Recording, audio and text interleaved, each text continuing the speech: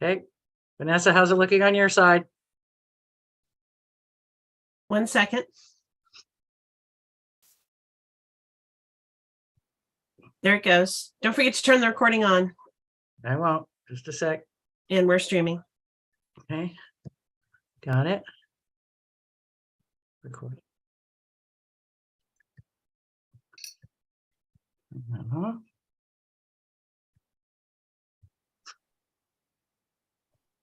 All right. I'm going to let everybody into the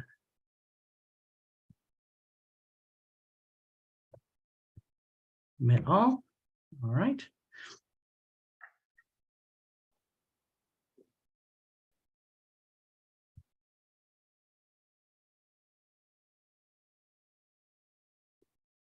I love it. We're starting on time these days. Yay. Now, hopefully we can end on time too. Yes. All right. It's 7 o'clock. Al, the floor is yours. Thank you. Welcome everybody to the March Oregon Country Fair Board of Directors meeting. My name is Al. I'll be the facilitator today. And I believe I will begin with the singing bowl. I haven't adjusted any settings, so I assume this will still work.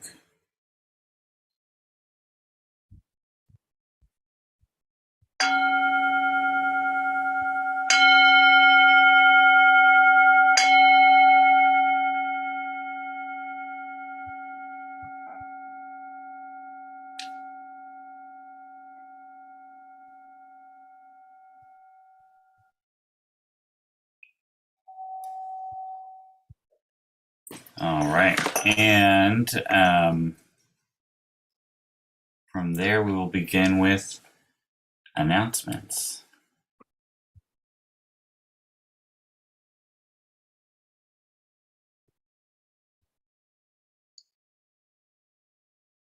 Do we have any announcements? I see a hand. Sue? Yeah. Hi, Sue.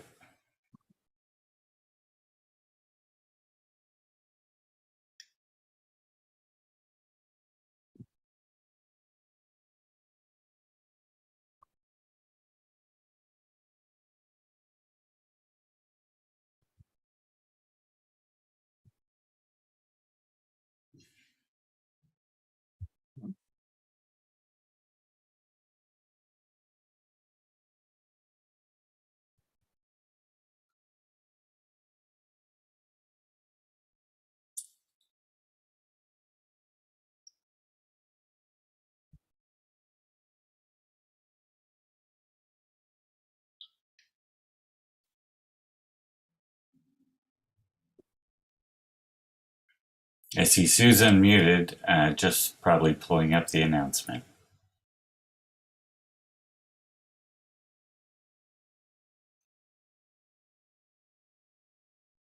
So I just want to let people know that Saturday Market starts its, I believe, 54th season on Monday. Yeah, right. Saturday, April 1st. Come and enjoy the hilarity. See you there, Kevin. All right. Thanks, Sue. Appreciate the heads up.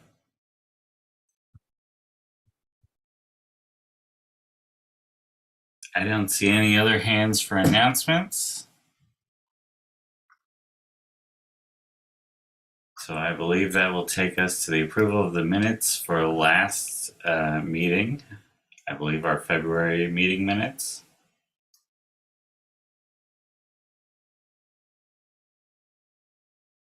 Is there a move to approve those? Move to approve. I'll second. Thank you. That is. There are actually two sets of minutes to approve, the end of January and the February meeting. Okay, let's tackle those one at a time. We'll start with the January ones. Well, okay. Oh, You just got a motion to approve the February, right? So let's. okay, sure. Let's continue with that, Arna. Are there any objections? Are there any abstentions? for February?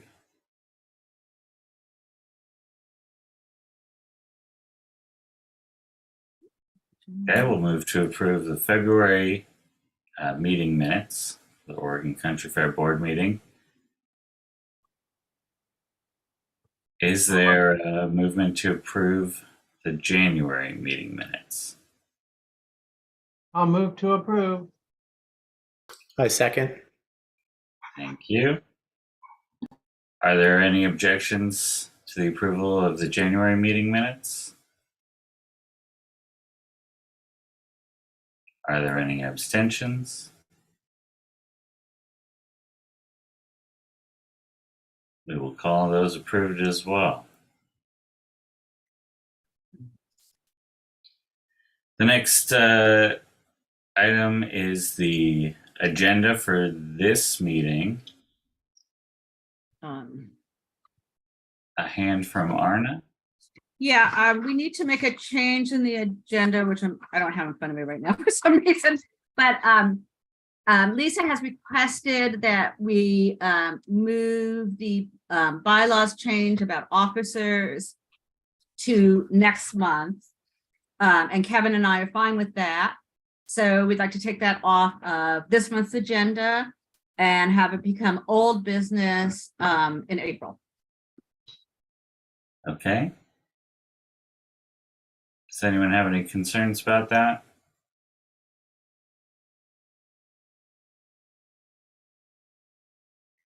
Okay, we'll move that old business item to old business for next month. Is there anything else that needs to be amended for this agenda?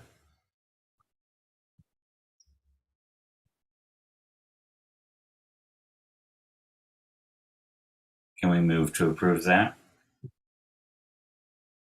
Move to approve. Yep. I'll second. Okay. Are there any objections to this agenda for tonight? Are there any abstentions?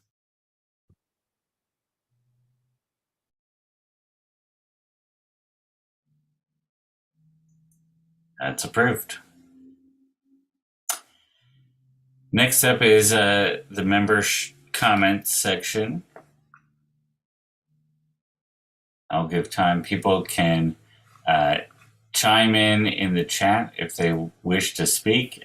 Anybody has up to 2 minutes, and I will call in the order that pops up in that chat.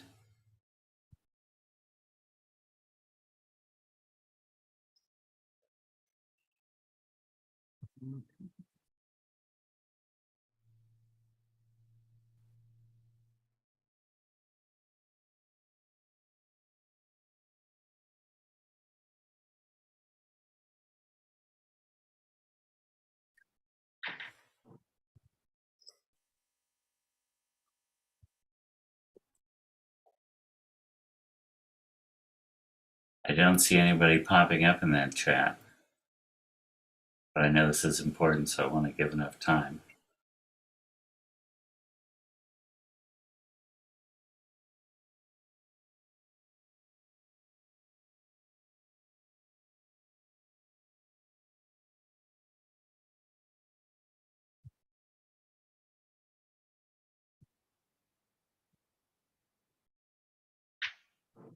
Okay. Well, maybe we'll get some membership comments at specific items.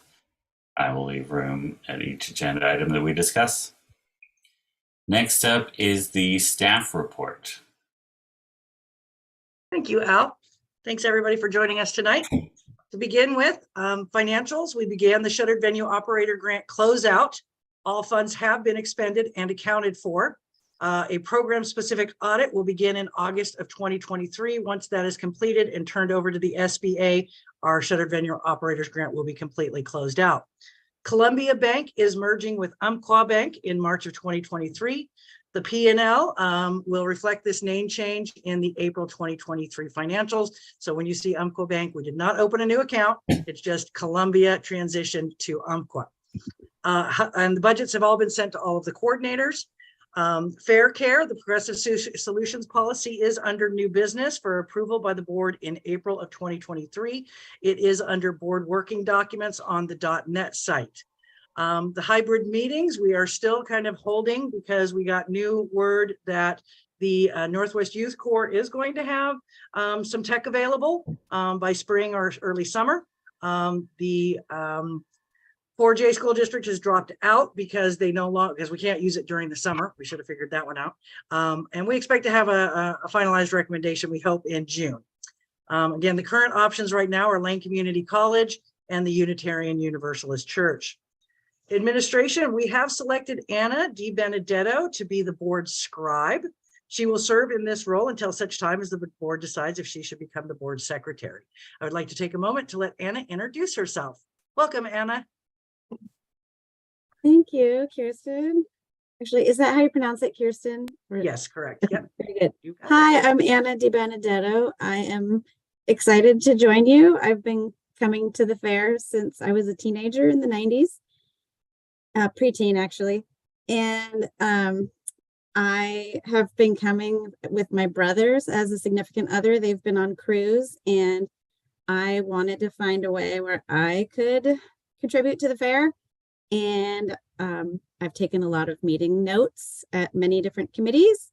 So I threw my hat in the ring, and I am excited to help you memorialize all the business that you're doing. And I'm very impressed so far with how organized you are. And if you want to reach out to me, I'd be happy to talk more about my experience or anything like that. Thanks for the opportunity. Thank you, Anna. Welcome to the team. Appreciate you stepping up to this task. We are transitioning to the Four Winds database in 2023. This is the database that was used by the security crews for many years. All of the 2023 crew budgets and team budgets are in.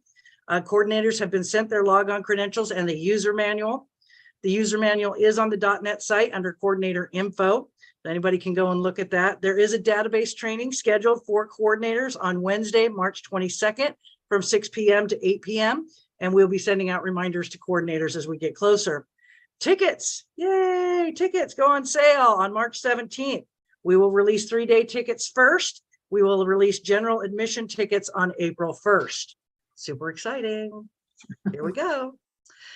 We did submit an insurance claim for the damage to the What Barn caused by a downed tree. It has been approved. The cost of the repairs is $20,000.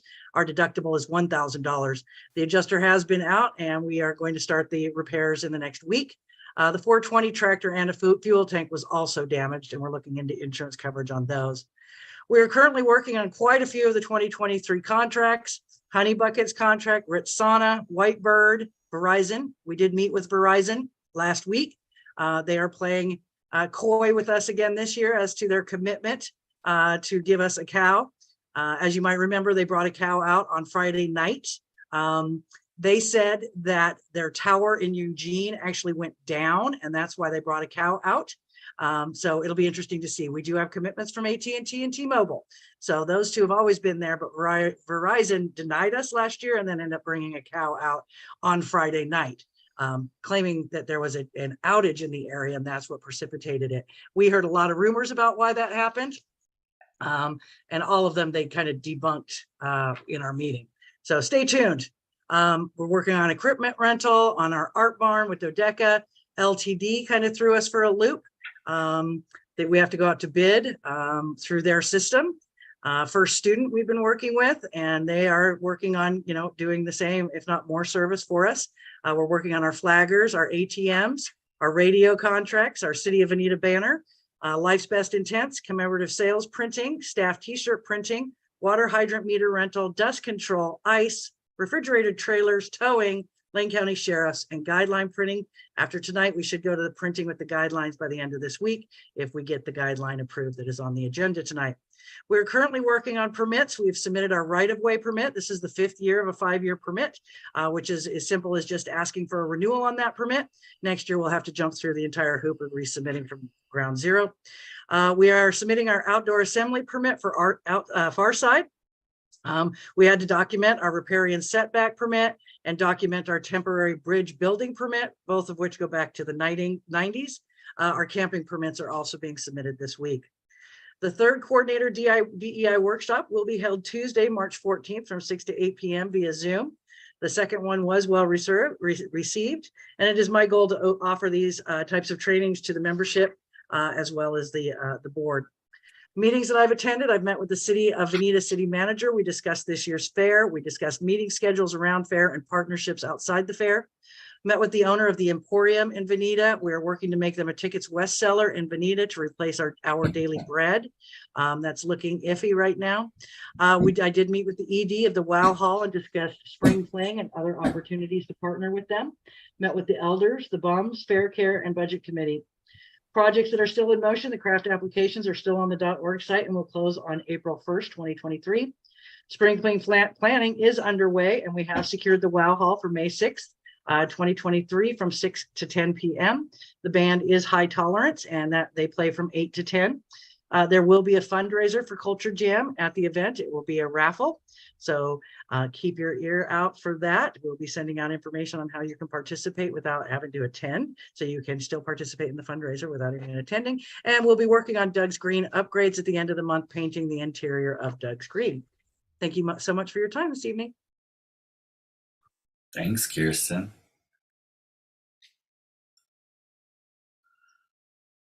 You're doing a lot. Next up is the treasurer's report.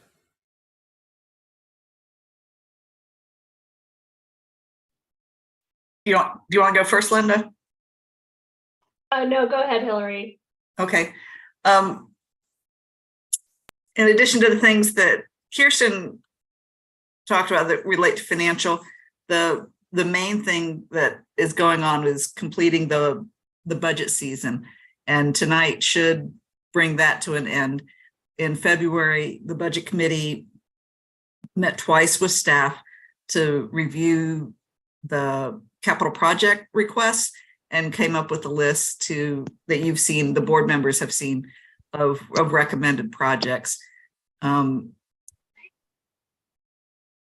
It's been a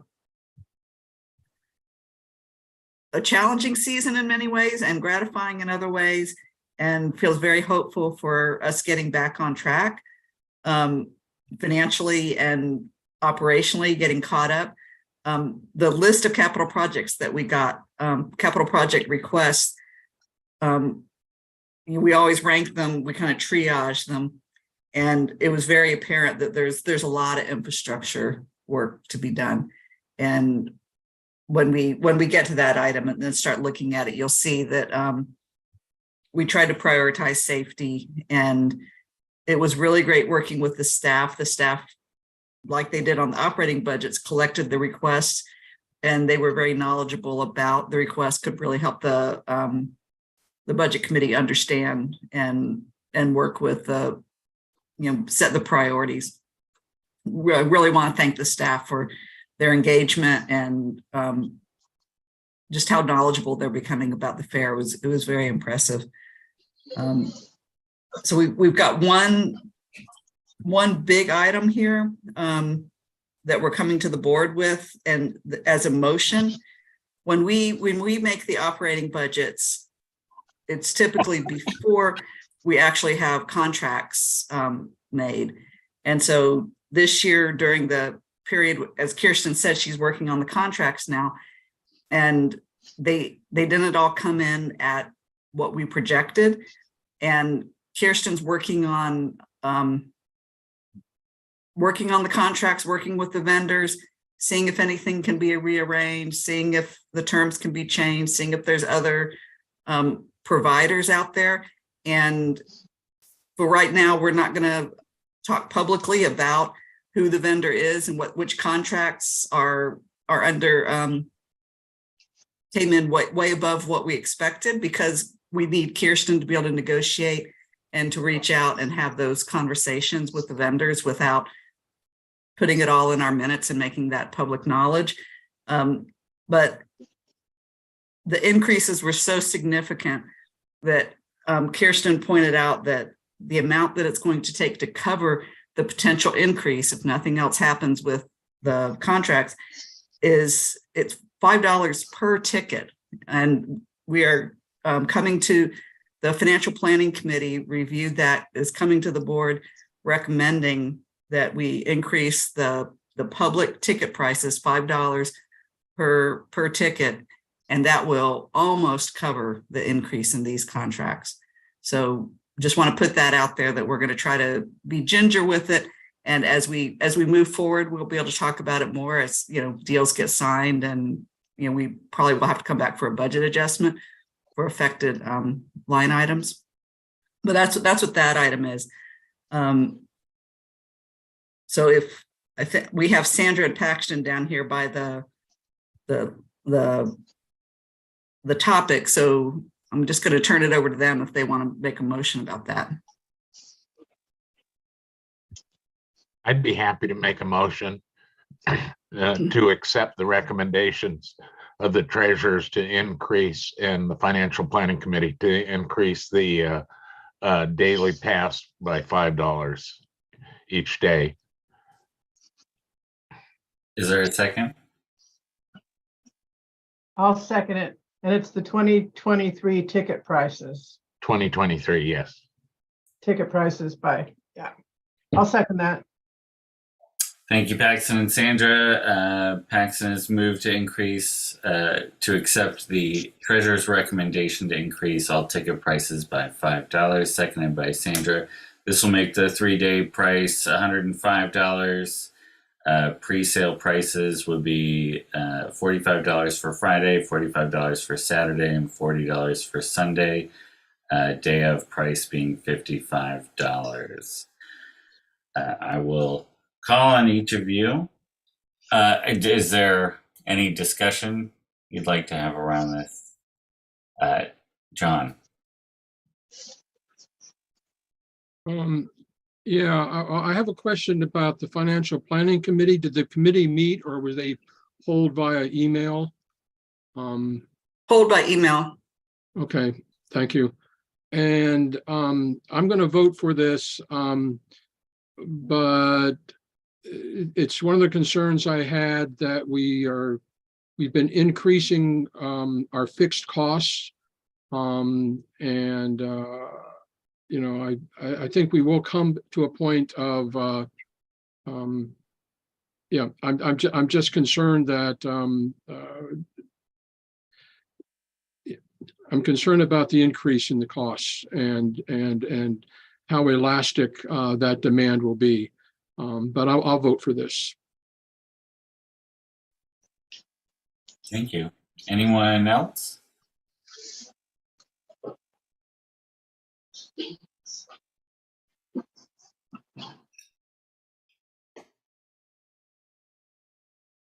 Okay.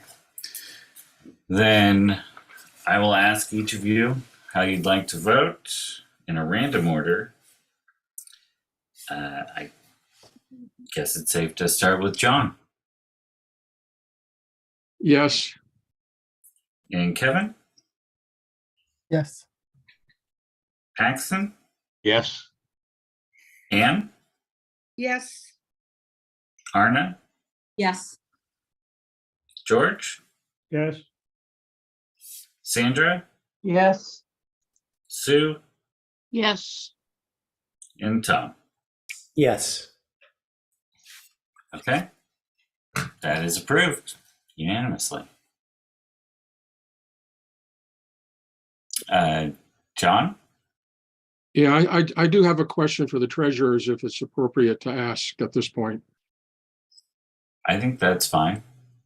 In the email questions I sent to Hillary and Linda, Hillary, you indicated the possible need for a budget adjustment to one of the line items.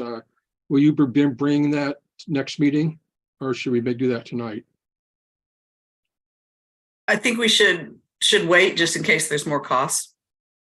Okay, that's fine. Thank you. Thank you. And is there more, Hillary or Linda? That's it for me. If Linda has anything, she's up. I just wanted to say thanks again to the Budget Committee as we close out the season, to Sheldon, Bennett, Grumpy, our board liaisons, Sandra and George. Incredible, great support from the staff, as Hillary has said. Thank you, Norma, for scribing for us last minute. Appreciate that, stepping in and helping us out. And Sue is always attending, and to the many people who also attended, but a huge thanks to the committee as we finish another one, and we'll see you again in the fall. Thanks, Sam.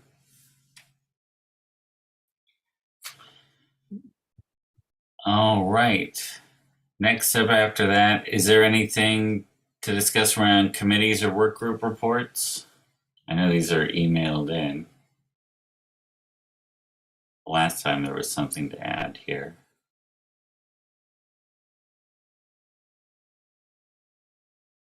I don't see anything, so we'll move on to old business. The first item I have on my list here is 2023 capital improvement projects with Sandra and George.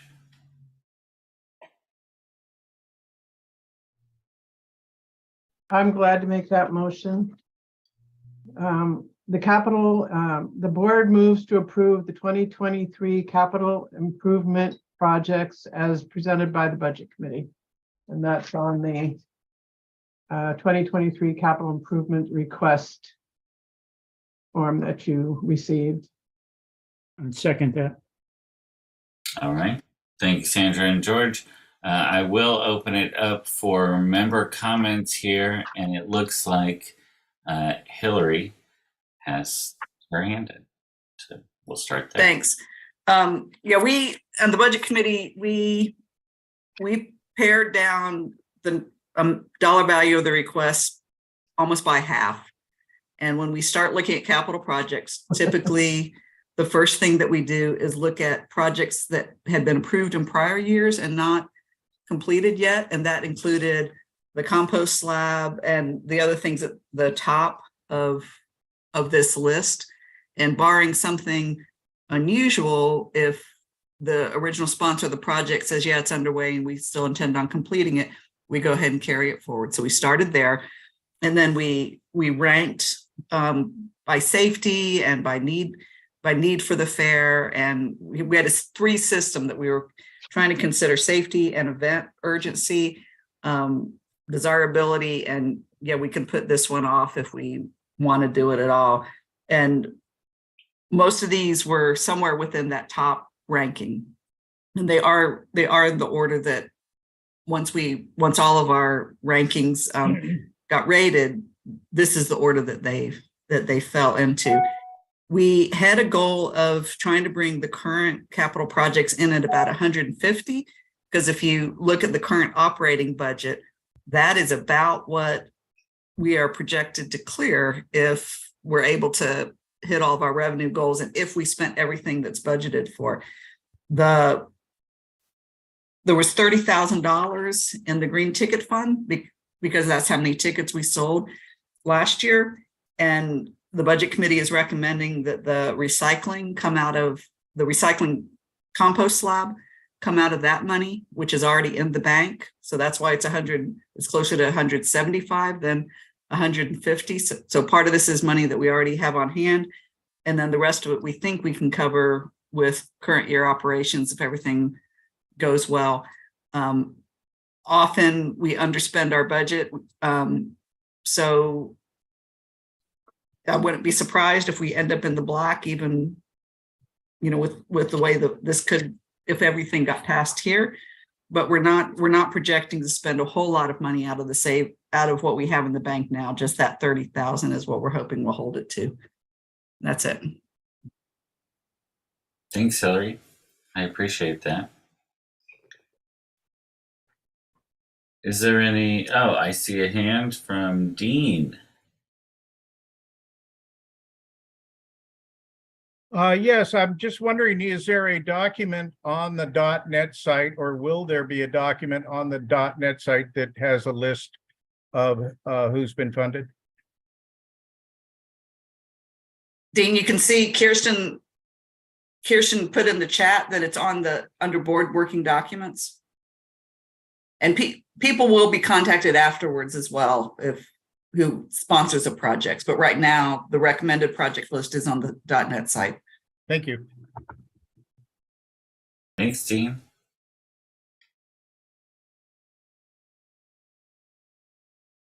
Any other membership comments?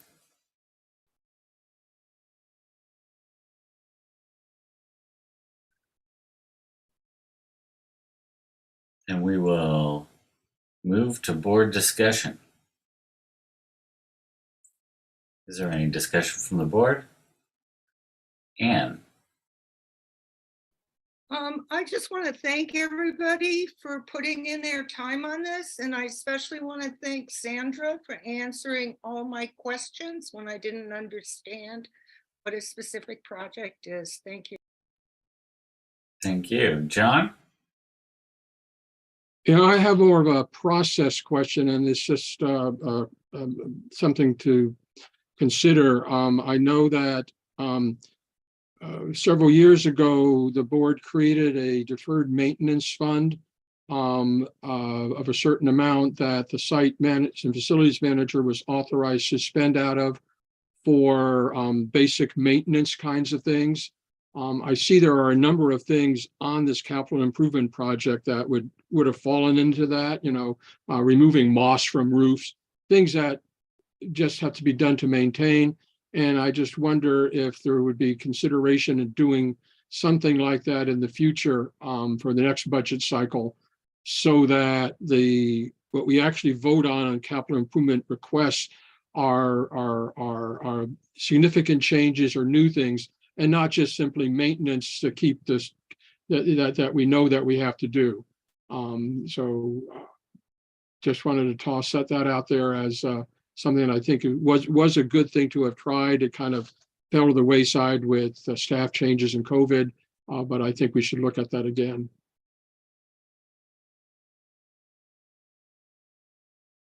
Thanks, Sean.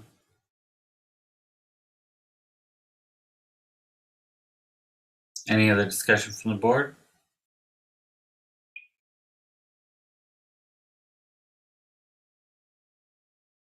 All right. The motion was proposed by Sandra and seconded by George.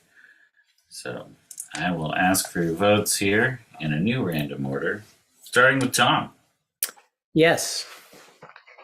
Paxton? Yes. Sandra? Yes. John? Yes. Kevin? Yes. Ann? Yes. Arna? Yes. Sue? Yes. And George? Yes. That motion is approved. Thanks, everyone.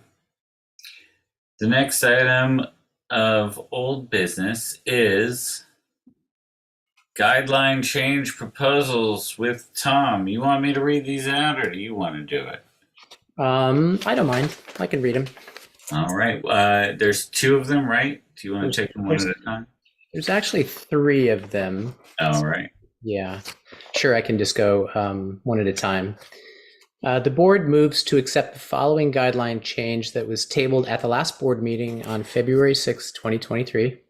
Existing guideline, section 39, environment, invasive species subparagraph, and the current wording is to help prevent the invasion of the tree-killing beetle known as the emerald ash borer. Do not bring firewood or wood pallets to the site. Ash wood, not milled lumber or finished craft items, may carry the pest. Suggest change to read, to help prevent the invasion of the tree-killing beetle known as the emerald ash borer and other harmful insects, fungi, or blights, e.g. sudden oak death. Ash wood is prohibited unless previously coordinated with and approved by the OCF site manager. Crafters or booth representatives who utilize wood or plants in their products should contact the site manager for discussion of environmental safety protocols and best practices. Firewood, plants, soils, wood chips, wooden booth construction materials, and decoration materials, excluding debarked, kiln-dried, professionally milled lumber, can be vectors for disease and invasive species. To obtain firewood for burning on site, please contact quartermaster or site employees. Additionally, in efforts to prevent the spread of pests and diseases, no firewood is to be taken from the site. Individuals observed bringing firewood from off-site or removing firewood from the site are subject to confiscation of firewood. With regard to invasive species and harmful fungi and blights, please inspect materials, products, clothing, shoes, and vehicles for potential invasive insects and seeds, and remove any potential vectors from relevant items before coming to the fair. Wooden pallets may also carry invasive species or be heavily treated with chemicals. Thereby, wood pallets are not to be brought to site for use in campgrounds or other personal uses or for firewood. Operations will coordinate the removal of wooden pallets brought to site via product delivery as they arrive. All right. I'll second that. Thank you, Sandra. Is there any membership commentary here?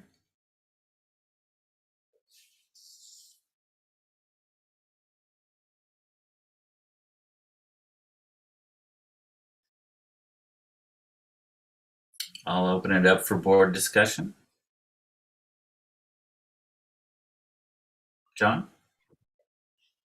Yeah, I want to thank Sierra for being proactive after the last meeting and working with me and members of LUMP and other stakeholders in crafting this version of the guideline.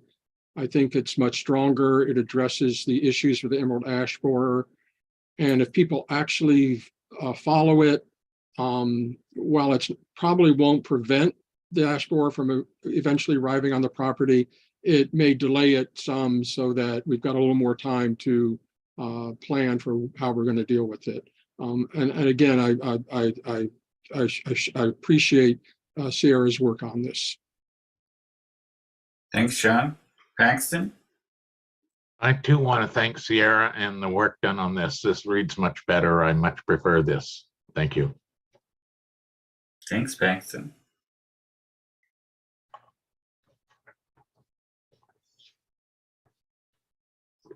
Seeing no other hands, I'll move forward with the voting. Arna? Yes. Anne? Yes. Kevin? Yes. Tom? Yes. Paxton? Yes. Sandra? Yes. George? Yes. Sue?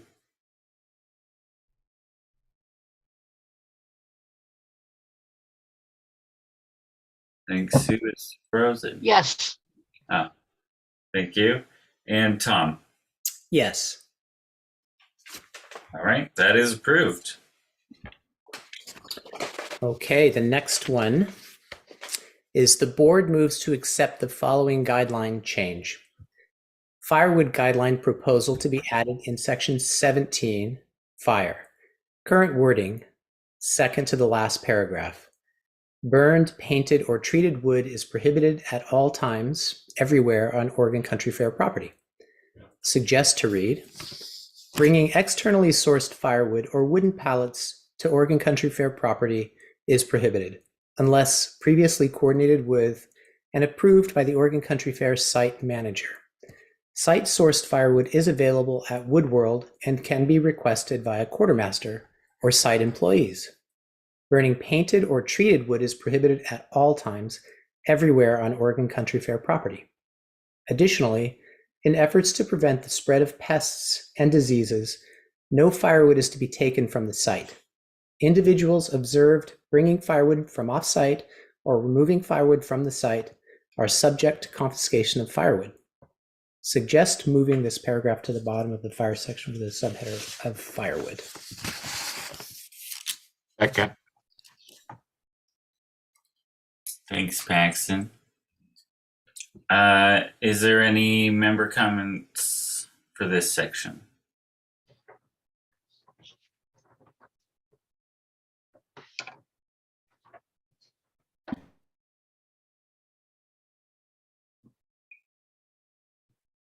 I'll open it up to board discussion.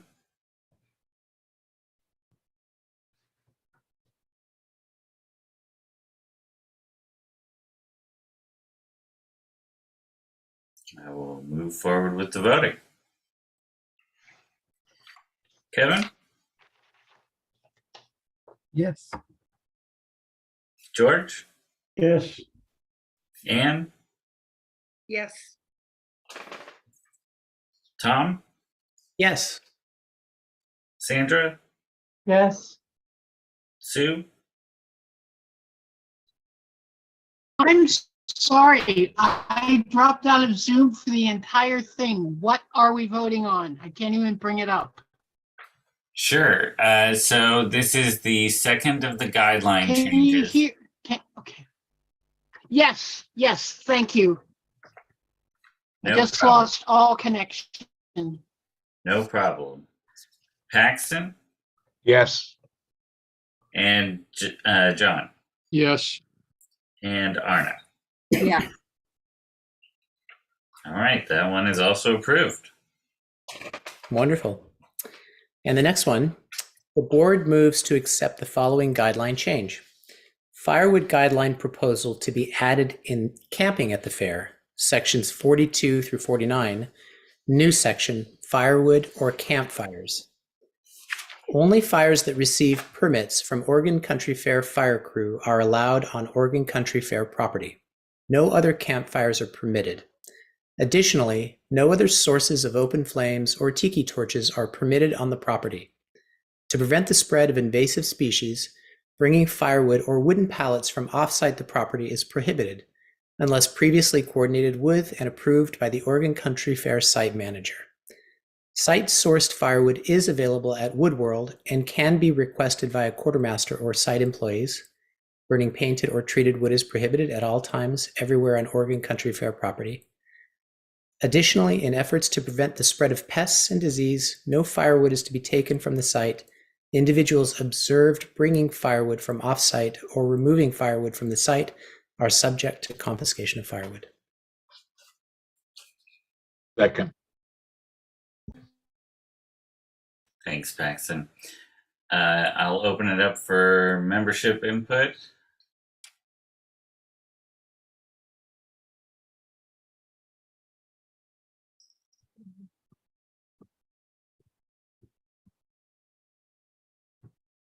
I'll open it up for board discussion. John?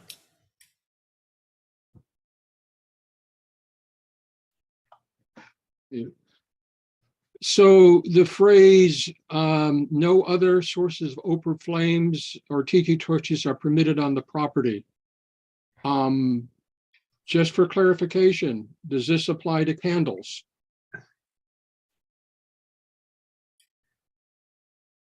Oh, that's something funny. And I wonder if we should, if it does apply to candles, if we might put the phrase including candles to be clear to people, because I'm not sure that people will interpret this to include candles. So if the intent is candles, I think we should add the phrase or open flames, including candles or tiki torches are permitted.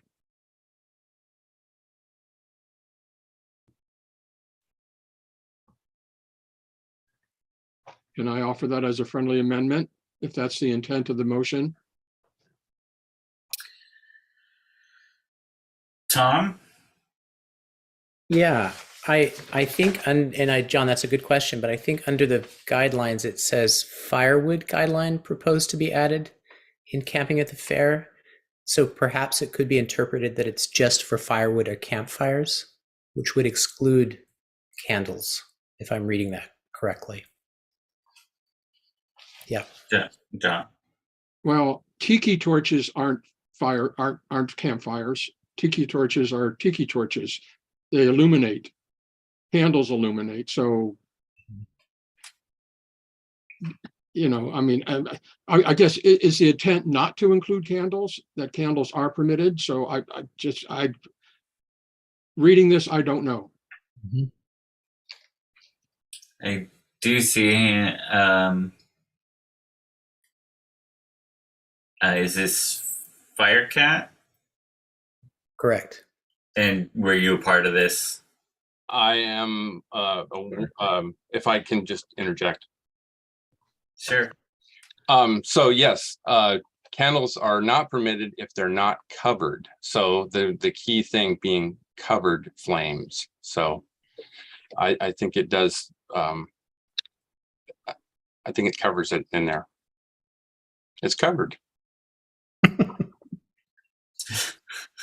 Thank you. And John? so could we add the phrase, open flames, including uncovered candles? To be, which would imply that covered candles are permitted.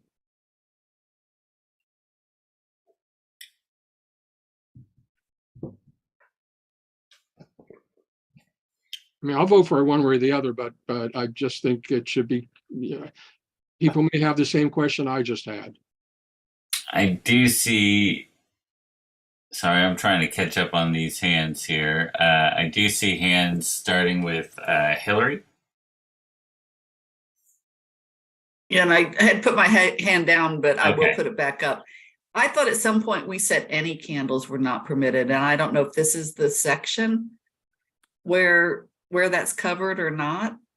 But if there's another section that's on fires, that's the appropriate place. So I'm kind of lost with where this is, but I do think that we have to be, I don't want to open the door toward candles coming back. And I didn't realize that covered candles somehow were permitted. It was under Steve that we finally got a guideline to not have candles, which made me a lot more comfortable than having candles out there in the woods. Right. So, thanks. Okay, I'm going to try to keep this on board and staff if I can.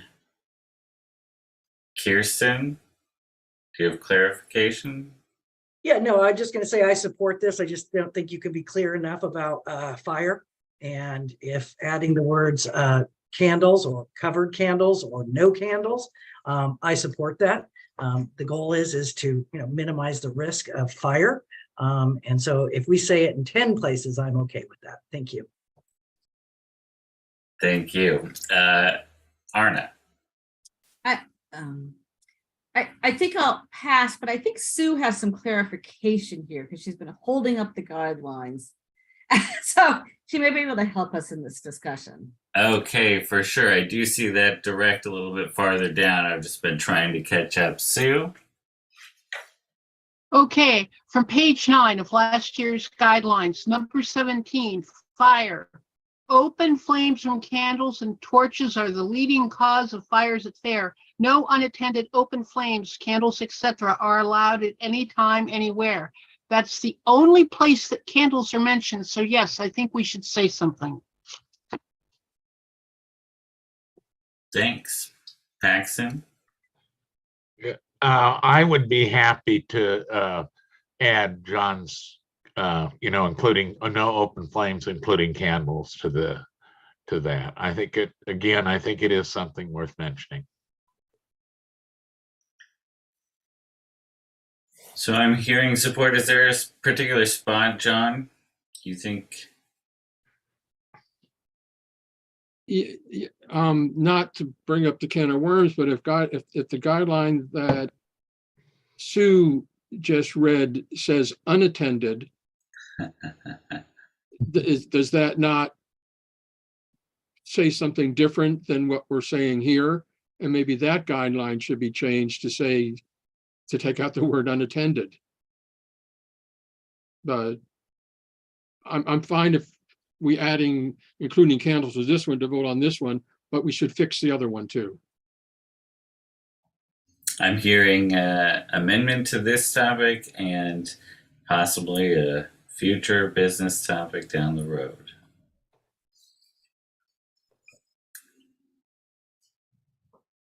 So it sounds like the ask here, John, what you're saying is to add and candles. I think it was including candles. no open flames, comma, including candles, comma, or tiki torches or whatever that, yeah.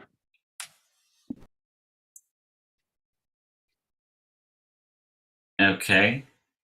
And Tom, how do you feel about that? Or would you like further discussion first?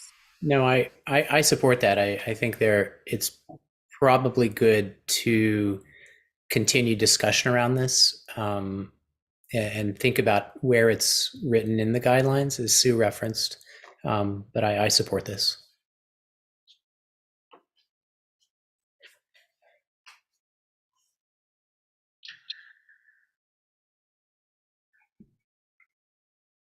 Kevin? I support this as well. I think we can't reiterate enough, no fire as much as possible. But I see in the comments, Johnny D. Fleminus was asking about attended candles, altered space, Shabbat.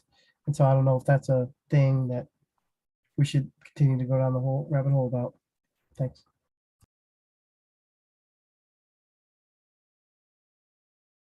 I have a point of order.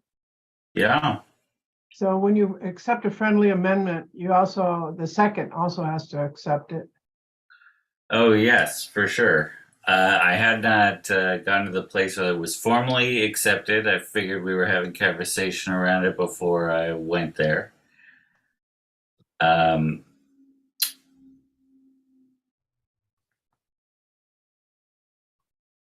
Paxton does support the friendly amendment. Arna? I just wanted to see if Firecat Tom wanted to speak more to this before we went along, and to the, I guess, attended fire candles situation. If the board is open to commentary from outside the board, you know better than I who's intricately involved with these aspects of the fair, and I'm happy to recognize Firecat Tom. Thank you. So yeah, this is a rabbit hole that I've gone down a couple of times. So there are vendors who sell candle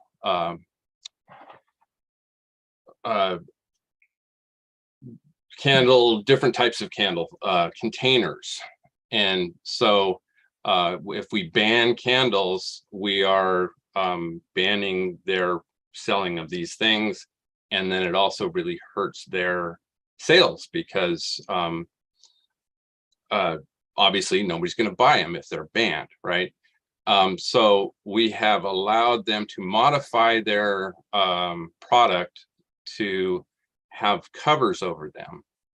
And then we've approved those particular, there's a couple of vendors, well, one of them is no longer there anymore, but so there's a couple of different things that we did to make sure that the vendors had proper candle containers. So that's why we permitted candles in covered containers. And later on in this agenda, you will see that Fire Crew has written an entire new guideline. We've erased our previous statements in the guidelines, and we've written an entire new one. So that's coming right up. And I don't recall if candles were covered in that, but I'm pretty sure it is. So you might look at that next. All right, thank you. Thanks, Tom. Sue?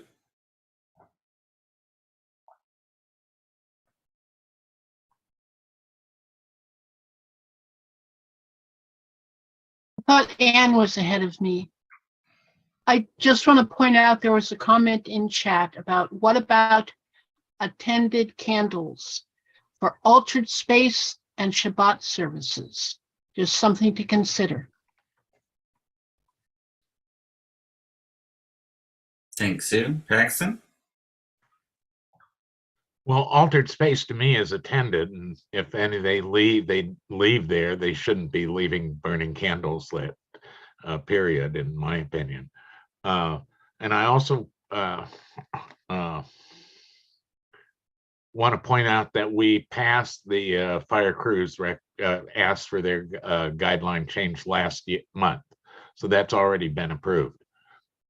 Thank you.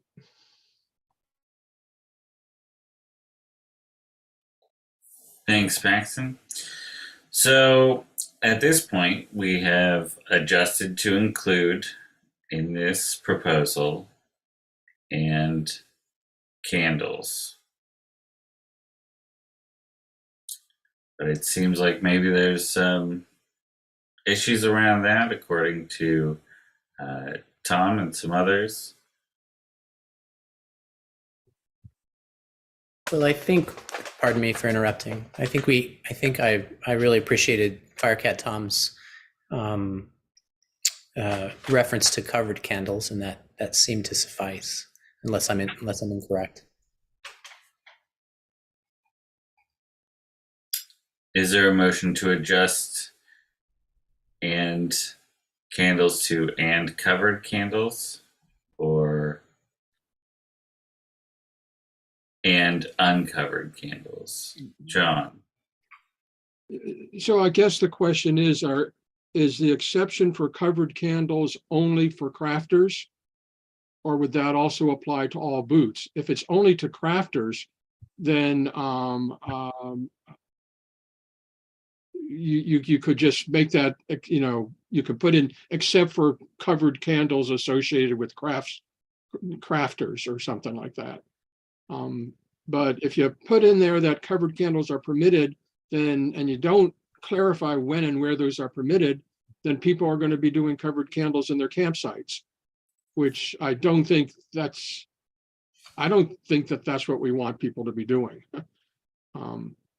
So I wish I'd seen this before tonight, but I didn't really pick up on this until this got read tonight, unfortunately. So maybe adding a sentence at the end of it that said covered candles associated with craft sales are permitted, subject to fire crew approval, if the fire crew actually approves that. Thanks, John. Arna? I think we're making this more complicated than we need to be. I mean, really, this particular guideline that we're talking about, it just seems like adding the additional, the sentence is no other sources of open flames. And we've now included candles, and we have tiki torches are permitted on the property. That's really what we're talking about in this particular guideline. We're not talking about covered candles in this one. That I believe is covered in the thing that was passed last month, which of course I don't have in front of me. What we don't want is any unattended flames at any time, anywhere. That would be my assumption. Firecat Tom could give me a yes or no on that one, but I can't believe that we would, that we would ever want unattended flames anywhere, covered or not. So I just think we're making this particular motion much more complicated than it needs to be. We basically seems to have agreed that we're going to put in that additional wording of candles, and that we should go on with this motion, and let's just go ahead and stop talking about things and bringing in miscellaneous stuff. So I'd like to call the question if we could. Unless I'm really cutting people off here. I don't want to push things if people really have a lot more to discuss. But it seems like we've said it all. And I guess I should leave it alone and let people discuss if they want to discuss more. So I won't call the question. Okay. I appreciate your input. Thank you. Next is Sandra. I definitely agree with Arna that we've made this more complicated than it needs to be. And right now, this section of the guidelines is at odds with the other section of the guidelines. The other one saying that we're going to have covered candles, attended covered candles. And I don't think this one should say that we can't. And I know that people are burning mosquito candles, citronella candles, you know, when they're in camp. There's all kinds of, you know, and people you know, we've been doing that for years, and that's what the guidelines are. So I'd like to, in order, I don't want to, we do have to finish this tonight though, but at this point, I think we should have the candle issue here. You know, a tiki torch is a big flame, and it's more than likely closer to vegetation. I think that seems reasonable to have in here, but in order to get it out, we may have to amend it back out. If people, and I know we need to pass this tonight. And if we if some of us vote no on this, what does that mean? Yep. So in order, it's certainly doable. The process would be to amend it back to the way that Tom had worded it originally. And then for that to be approved again by Tom and Paxton as the second, if that's the way you choose to proceed. I do have a hand from George. I just sort of wish we could sort of legislate common sense when you think about, you know, ceremonial purposes for candles like birthdays or Salat or, you know, the sacred circles, you know, where the people are there.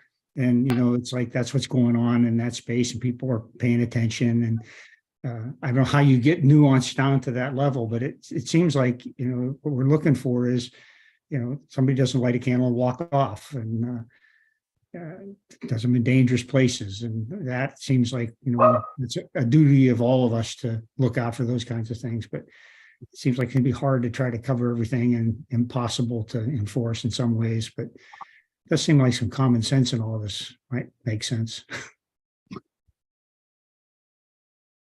Thanks, George.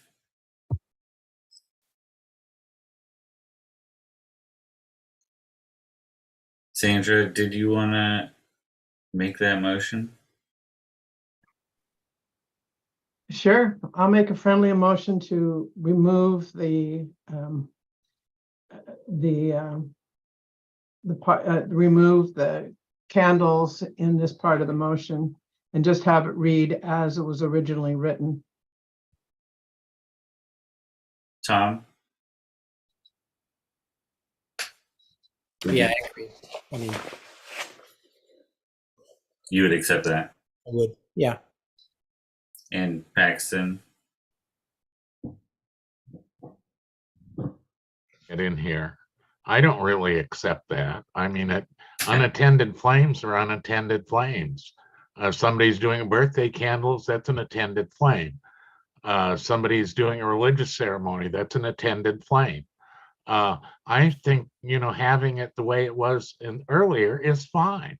I think having this one is fine the way it is, but I really do like emphasizing candles in this part. I think it's a wise decision because it's unattended candles is, you know, when you look at the modifiers, I kind of agree that you can't say it enough because I just know, you know, the Fair family and I like candles. Citronella candles are actually one of the problems is I've seen a fire started at the fair just because of those in somebody's, you know, little outhouse that they had done with fabric. It, you know, and it was an unattended candle basically in there that ran all the time.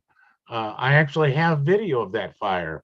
Luckily, fire crew was there, you know, in 4 minutes, but the fire was out in about 45 seconds because everybody nearby ran with their fire extinguishers to deal with it. But it can happen very, very quickly. So I like the idea of no unattended candles. If that's okay. It is okay for you not to accept it. I think the current reading just says "and candles." Right. Well, Doesn't say- no unattended flames and candles. Currently I'll read it out here. So the wording says only fires that receive permits from OCF fire crew are allowed on OCF property. No other campfires are permitted. Additionally, no other sources of open flames or tiki torches and candles are permitted on the property. No other open flames, and No other- including candles and tiki torches. If Right. Open flames has to relate to candles. It can't go at the end. That's fine. So it says additionally, no other sources of open flames and candles or tiki torches are permitted on the property. I would just do a comma, candles. No open source of flames. And a candle is an open source of flame. But that doesn't include unattended. That means at any time.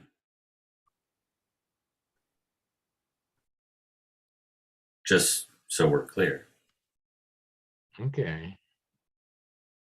John, I see your hand.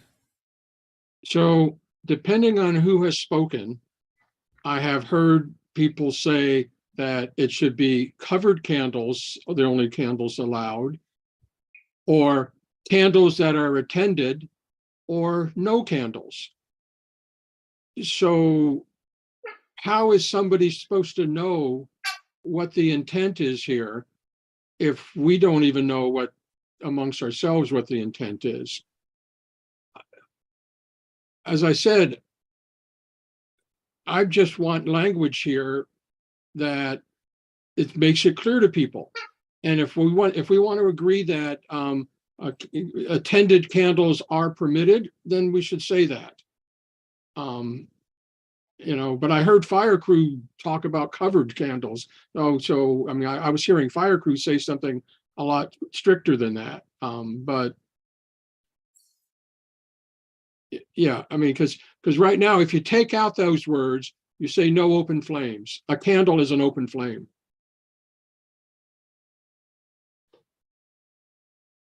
Thanks, Kevin. Yeah, I was just curious, is there like a candle policy, like a whole separate thing that's just like candles and what's allowed and what's not? And maybe we should do something like that. And so, because it's kind of like hidden in there, a little bit. And so I don't know if that's maybe something to think about or if it's already a thing. Thanks. Thanks. I do believe Sue alluded to candles being brought up in a different section as well.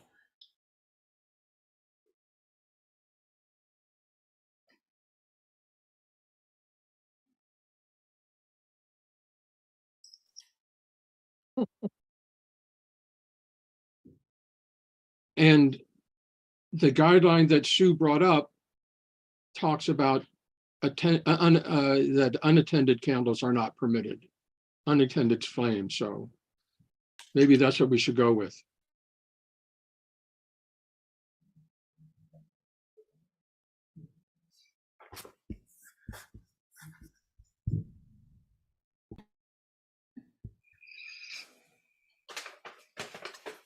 So currently, the motion as it stands is to incorporate this wording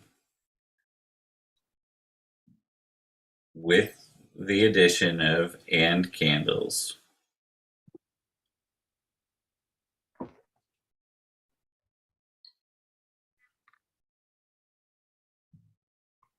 Which would prohibit the use of all candles.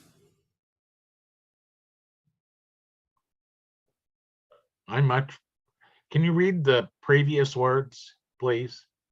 Yeah, so previously what it said, specifically the section we've talked about adjusting, no other campfires are permitted. Additionally, no other sources of open flames or tiki torches are permitted on the property. And then currently the inclusion is Gotcha, yeah. additionally no other sources of open flames and candles or tiki torches are permitted on the property. Arna? Well, that does conflict with what Sue just put out there, page 9, item 17, in our guidelines under fire, which does say that no unattended open flames from candles are allowed at any time, anywhere, and no tiki torches are allowed. So tiki torches are just out. Unattended candles are out. But candles that are attended, according to the fire regs at number 17, page 9, are allowed. So the modification that we're putting in now doesn't match what's already there.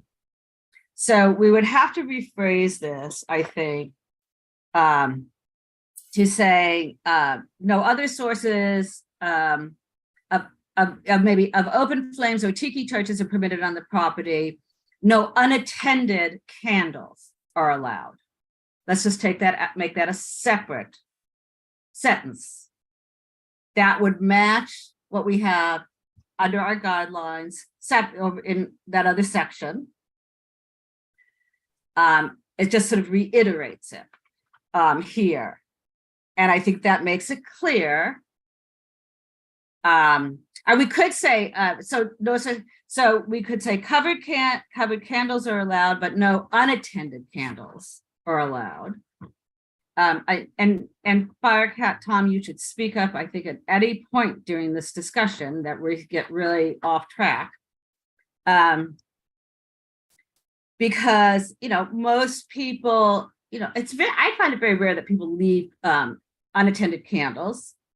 And as George was saying, when there's certain events that people want candles for, such as Shabbat or a birthday, they're usually there. It's an event, they're there, they have their candle and they're there. I think we're just really going around in circles here that we don't need to be doing. And once again, making this much more complicated. So I'm wondering if people would accept leaving this, doing this as additionally, no other sources of open flames or tiki torches are permitted on the property. That's how it's written now in the revision. And then adding in, no unattended candles are allowed. And if we need to add this, and Tom, if you would like us to say candles must be covered, that they're not going to always be covered. As Sandra says, people burn, citronella candles and all that kind of stuff. But I'm hoping that maybe that could resolve our issue to just make a separate sentence about the candles instead of trying to combine it all. Thanks, Arna. Are you putting forth the motion to make that amendment, or are you just opening it up for people to discuss and then you may make that motion later? Amend. You want me to amend it, Sandra? Yeah. I'll move to amend the motion by leaving it, by adding the sentence after the sentence about additionally no other sources of open flames or tiki torches, blah, blah. And that no unattended candles are allowed. Okay, and removing the and candles from Yes. before. If we could stick in there, no open flames as well. Okay, well, it does say no open. It does say that. It does say that. In that other sentence. Okay. Thanks, Tom. John, I see multiple hands. I would appreciate if you put your hand in the chat by writing hand like everyone else, just so that I can keep track of the order. Otherwise, I will get very lost. Thank you. Tom, do you accept that? I do accept that. And Paxton, do you accept that? You're muted. Yes, I'll accept that. Okay, we will continue discussion. I see a number of hands.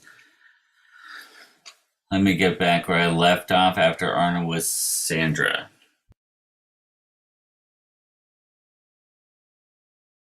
Oh, that must have been from, nope, it's not me.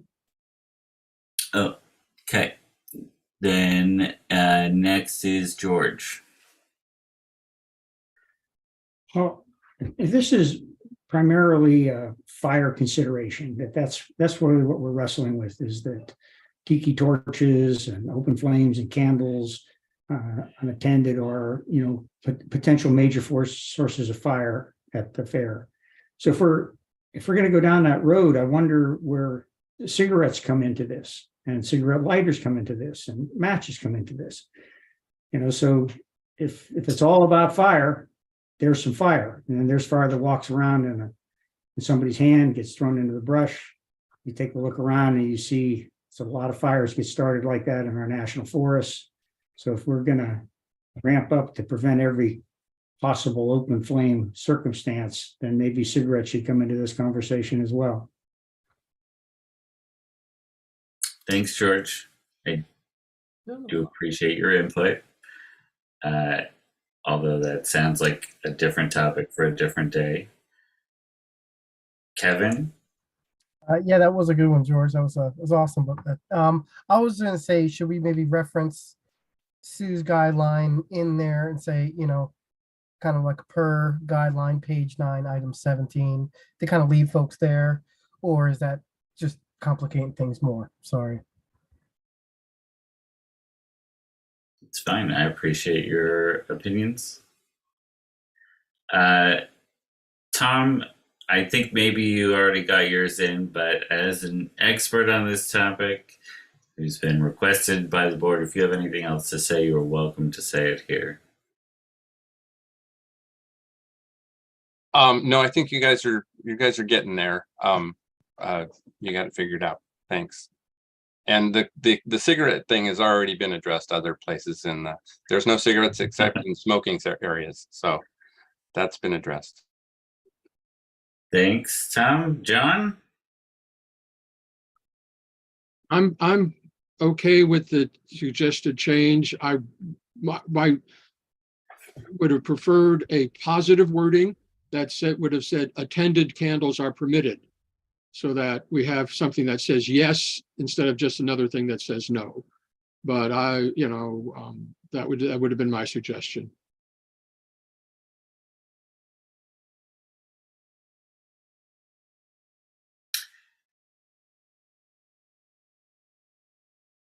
Anne? I think the wording now agrees more with guideline 17, and that's the important thing one of the important things. Thank you. Is there any board discussion on this topic?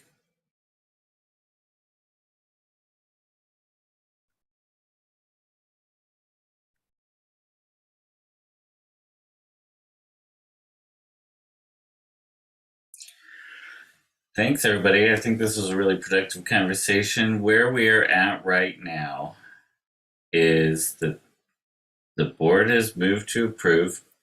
Tom has put forth the motion, seconded by Paxton, to adjust the guidelines to be added in camping at the fair, sections 42 to 49, new section firewood or campfires. Reading, only fires that receive permits from OCF fire crew are allowed on OCF property. No other campfires are permitted. Additionally, no other sources of open flames or tiki torches are permitted on the property. And what was the addition, Arna? The extra sentence? You're muted. That no unintended candles are allowed. So no other campfires are permitted. Additionally, no other sources of open flames or tiki torches are permitted on the property. No unattended candles are permitted.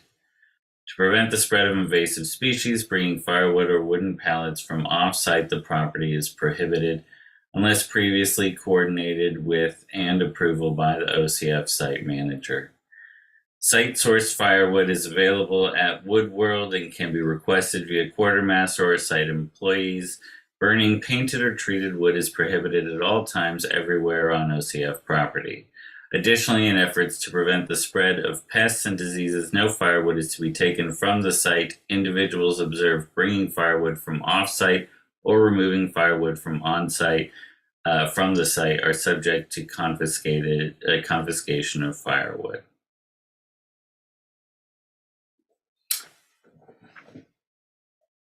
Seeing no further board discussion, I will move forward with the votes. Arna, Yes. George, Yes. Paxton, Yes. Sandra, Yes. Tom, Yes. Sue, Yes. John Silvermoon, Yes. Kevin, Yes. Anne. Yes. Thank you, everyone. Before we continue, I'd like to say that the YouTube channel is open for everybody to comment away on your opinions on how this is going. All for it, love it. This Zoom chat space is where I'm trying to keep track of everybody who would like to comment here. It is not for adding in additional comments. It makes it very distracting for me, so I'd appreciate it if you keep it all over to the YouTube. Thanks. I believe that was the final guideline Tom was hoping to change. And the next item, bylaws has been pushed to next meeting. So I believe the next item on here is Craft Committee Member Appointment with Arna and Sue. Yeah. Sue, do you want to make the, Sure. I move to accept John Grofsky's request to be appointed to Craft Committee. I second. Thanks, Arna. At this point, we'll open it up to membership input. John is in attendance. Oh, maybe John could speak then. Sure. I can John? speak if that's appropriate. Hi, Yes. nice to be here. My name is John. I've been a crafter for long enough to remember when everybody had paper lanterns with candles inside all over the fair. That's how long I've been a crafter here. And it's a wonder that we never lost the fair to fire. I've been coming to the craft committee meetings for some time. The fair has given me a lot in my life, and I feel like this is an appropriate way that I can give some energy back to the fair.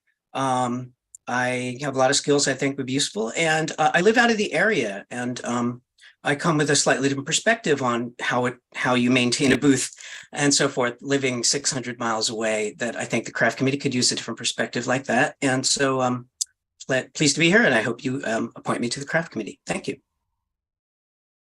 Thanks, John. Pleased to meet you.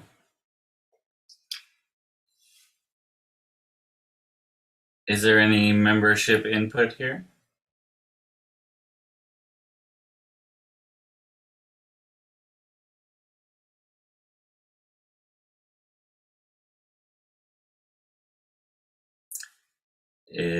I'll open it up for board discussion. Sue? Sorry, I'm unable to type for some bizarre reason.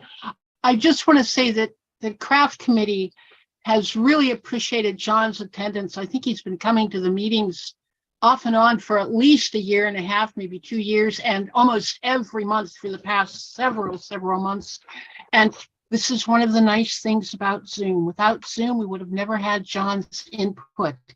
And he's been valuable in that. We really appreciate him. Thanks, Sue. Arna? I just want to say that I will be enthusiastically supporting John's appointment to the committee. The committee's happy to have him, and as a liaison to the committee, I'll be very happy to have him there too. Thanks.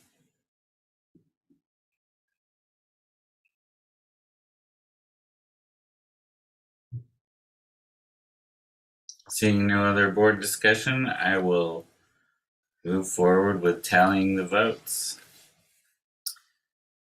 George? Yes. John? Yes. Paxton? Yes. Sandra? Thanks, John. Yes. Sue? Yes, yes, yes. Thank you, John. Tom? Yes. Anne? Yes, thank you, John. Kevin? Yes, thanks, John. And Arna. Yes. That motion is approved. And our last old business item for tonight is member input. Sue or Paxton, would you like to take this? I'll make the motion. The board moves to increase the time for member input to 3 minutes with a 1-minute warning for each member wishing to speak at any board meeting. This will be reviewed at the August 2023 board meeting to assess its effectiveness.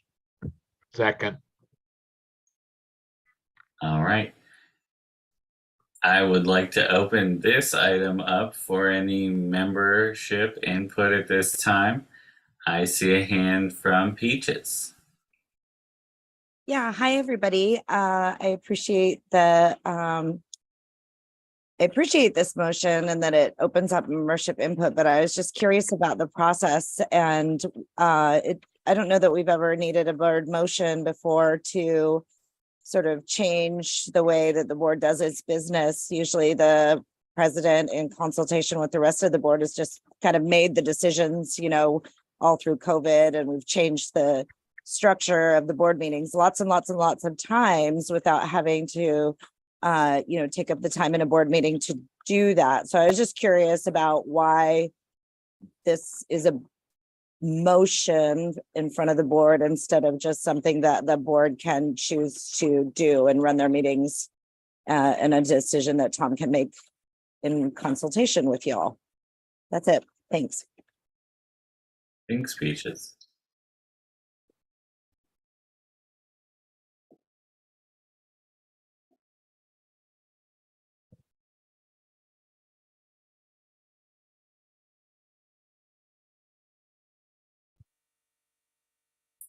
Is there any other membership input?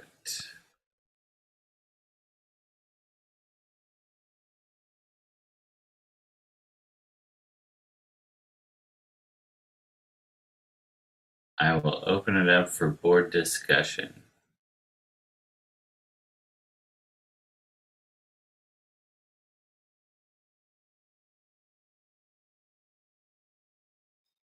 Sandra. Well, we've been doing a lot of work trying to streamline our meetings and keep them to 2 hours, which is what I think our most effective zone is. After that, sometimes a meeting will go over a little bit, but you can say a lot in 2 minutes and 3 minutes. I mean, if 20 people spoke, which is not unheard of, that's an hour of a 2-hour meeting. And I think that is a lot. And we have a pretty big agenda, and it really, there are a lot of ways for membership to let their feelings be known. We've done listening sessions, workshop if something is really a big change that a lot of people have input on. We've had listening sessions, people call. So I'm a little concerned about, we don't even do the committee reports verbally anymore. Those are all written. So I have concerns about how to preserve enough time for us to do the work of the board.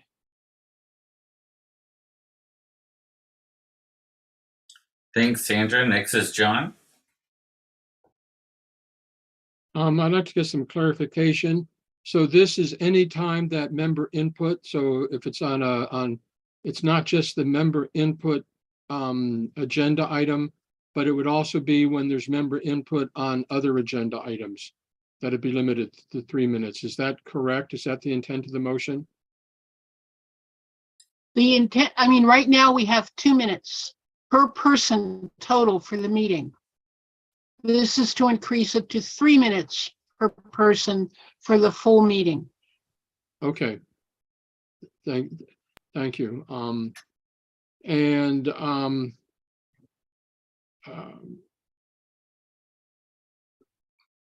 Personally, I think the board should give time for members to hear what members have to say. And if that means the board meets longer than 2 hours, that means the board meets longer than 2 hours. I support this motion. Thanks, John. Paxton? I've seen the members asking for more time to comment on things. I think and again, it's up to 3 minutes. People don't have to speak for 3 minutes. Many people have felt rushed at 2 at times. So I think this is appropriate. I also agree that we ought to listen to the membership, and I'm happy to give them more time. I don't mind a longer meeting personally. Thank you. Thanks, Paxton. Ann? I agree with John and Paxton. This is to provide the membership with 3 minutes total, and because it was quite obvious, especially when there is a desire by the membership to have a lot of input on more than one item, that they could never get to speak on things that happened later in the agenda or something like that. And it's really important to hear from them. Thank you. Thank you, Ann.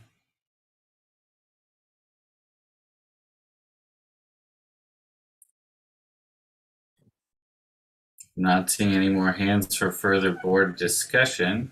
Oh, Kevin. Yeah, I was gonna say, yeah, I think 3 minutes is okay.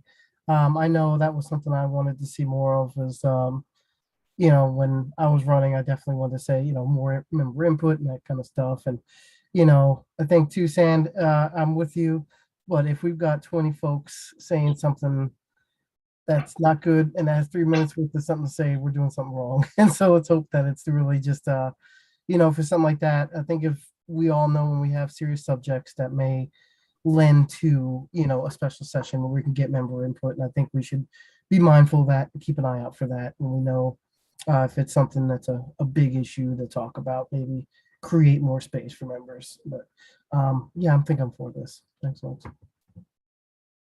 Thanks, Kevin. All right, now seeing no more hands for board discussion, I will bring this final item to a vote. John? Yes. Sandra?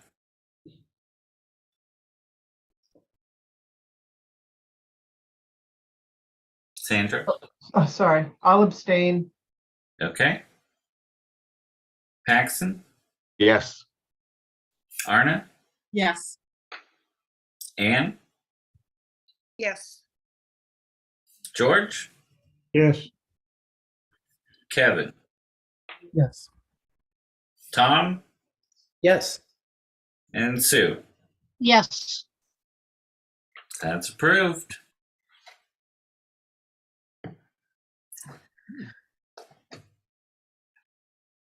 After that, I can go over quickly what the board has listed for new business motions. The first of which will be the one we pushed, bylaws. The board moving to amend the bylaws by adding that the president and vice president must be duly elected board directors. We'll also be discussing Fair Care Progressive Solutions policy. The board moves to approve the Progressive Solutions policy. This policy will replace all prior grievance policies. We will be discussing Personnel Policies Committee appointment. The board moving to add Sandra to the Personnel Policies Committee. And we will be addressing potential conflict of interest, bringing back the discussion about George and the Ritz Sauna contract that we discussed last meeting. Look forward to that in April. Let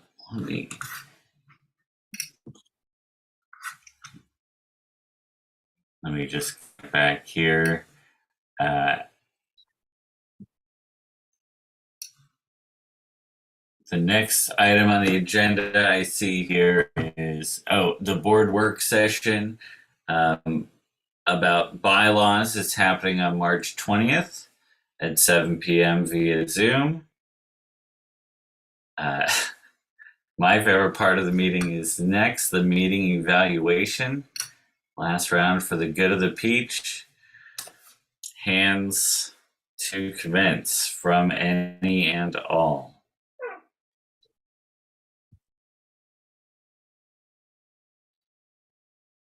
Firecat Tom.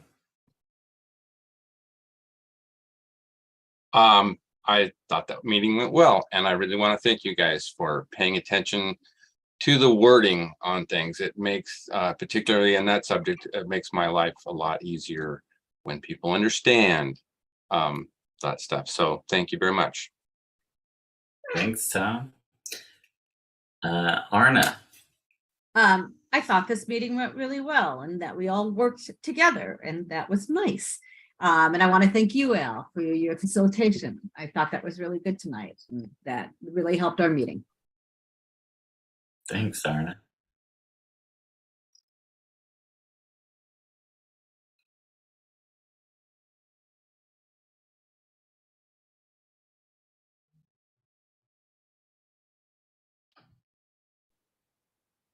Paxton.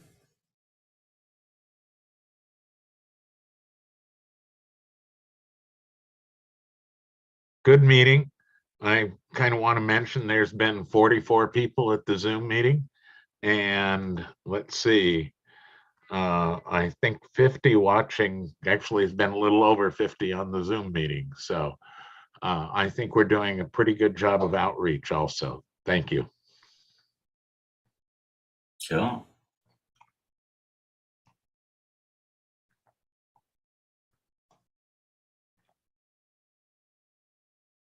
Well, the next board meeting will be on Monday, April 3rd at 7 p.m. Here on Zoom and on YouTube as well. And last up is the President's Piece. Well, thank you, Al. I want to thank you. And I want to thank Firecat Tom tonight. I really appreciate it. And welcome, John, to the Crafts Committee. Pretty exciting. And thank you to our board for a good meeting. And just a quick note. Remember, if you can, to err in the direction of kindness and practice forgiveness to the extent that you can. Remember to take deep breaths when you're upset. Remember to learn from the mistakes, because they're the best of teachers. And remember to pay attention to the moments, however small they may seem, because they are what is real. Thanks, everybody, and have a good night. Thanks, Tom. And I'll close it out with the singing bowl.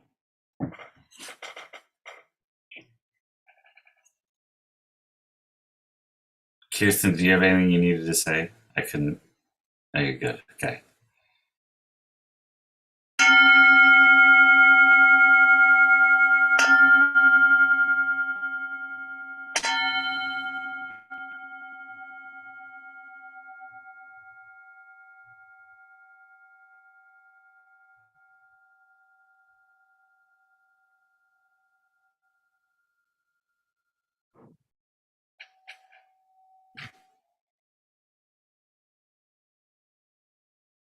Good night, everybody. Thanks for coming. Good night. Bye.